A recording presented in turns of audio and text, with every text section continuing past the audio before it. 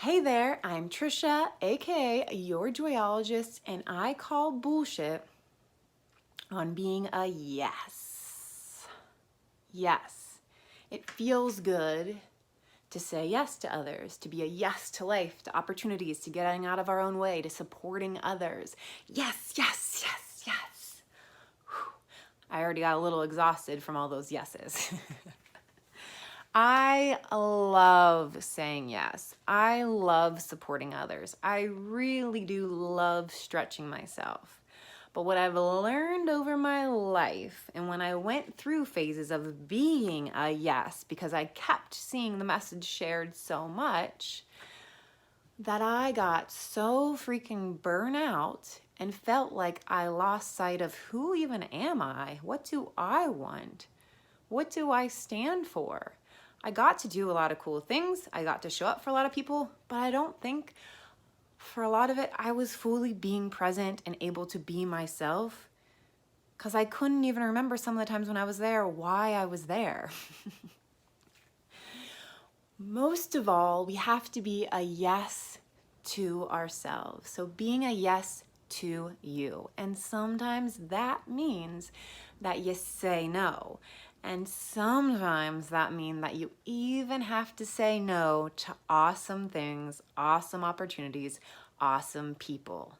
Because we don't have the space and the capacity to be a full yes. Sometimes we want to say yes so bad, but when you stop and look at it, will that actually make sense for me? Will I be able to show up fully? Will I be able to do this that I'm committed to and also this? And you can also, it might be not a yes right now. You can't be afraid of saying no. And that's the thing. Some of us just have a fear of saying no for what will they think? That I'm rejecting them? Are they gonna then reject me? It's a fear that we won't be loved or accepted if we do say no, or it could be the fear that that opportunity won't come along again. So here is what I suggest. If you're someone that struggles with saying no, when a request, when an ask is made from you, instead of immediately replying with a yes, even if you're 1000% yes, pause, reply and say, oh, this sounds amazing. Oh, I would love to, but let me get back to you. Let me check my calendar. Let me see if I can make this work, whatever. So basically send out a maybe and then spend some time with it and see if you can visualize yourself there and look at the date, the calendar, the schedule, your week. Are you gonna actually be able to show up and be there fully as a yes? Or are you gonna end up being there and be like, why are they there? They're just taking advantage of me. And also, are you gonna say yes because you want a yes back? Meaning, is it a transactional yes? That I'm gonna say yes to taking you to the airport. I'll say yes to helping you with this because when I come back and ask you, then that means you're gonna say yes to me, right?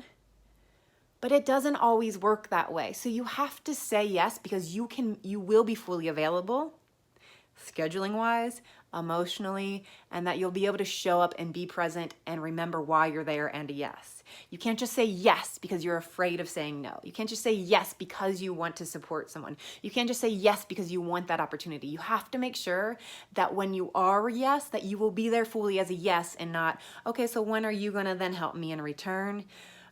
This isn't what I thought of. Why am I here now? You have to be able to be fully present as a yes when you then go and do the thing, be the thing. And again, no one is going to get the most out of you unless you are fully showing up. If you're not going to be able to be present, or if you're going to take away from something else that you're committed to by being this yes, it's not for you. You can always come back and be a yes later, but take a look at, why am I saying yes? Why am I saying yes? Does it make sense for me to say yes? Or is it just that I'm afraid of saying no? And that's why I call bullshit on being a yes. Use your yeses and nos strongly, passionately. You're allowed to say yes, you're allowed to say no, and it doesn't have to mean anything about who you are as a person. Follow me at Your Joyologist, subscribe, comment, share, and make sure to tune into my podcast called Claim It, where each week I have a conversation with someone who intrigues and inspires me, talking about their journey, the fears, the doubts, the worries, all of it that comes along with the successes as well.